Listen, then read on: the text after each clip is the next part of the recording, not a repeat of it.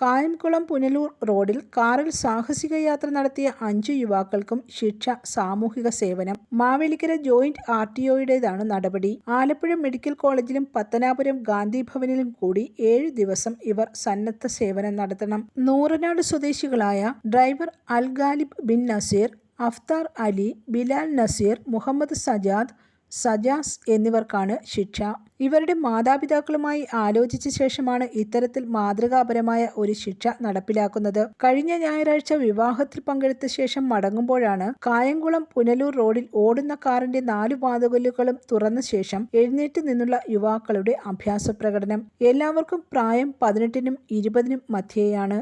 സംഭവം ശ്രദ്ധയിൽപ്പെട്ടതോടെ കാർ ഓടിച്ച അൽഖാലിബിന്റെ licence MVD suspend ചെയ്തു. കാർ കസ്റ്റഡിയിലെടുത്തു. അപകടത്തിൽപ്പെട്ട് ഗുരുതരാവസ്ഥയിലാകുന്നവർ അനുഭവിക്കുന്ന ബുദ്ധിമുട്ട് നേരിൽ കണ്ട് മനസ്സിലാക്കുന്നതിനാണ് ഇവരെ മെഡിക്കൽ കോളേജിലെ ഓർത്തോ വിഭാഗത്തിലേക്ക് തന്നെ ആദ്യം അയക്കുന്നതെന്ന് Mavelikkara joint RTO MG Manoj പറഞ്ഞു.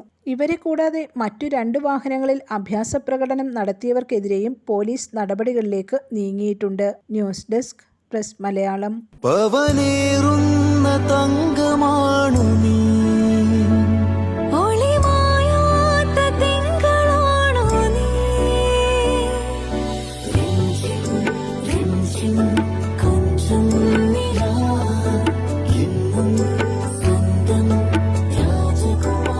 Be a Rajakumari.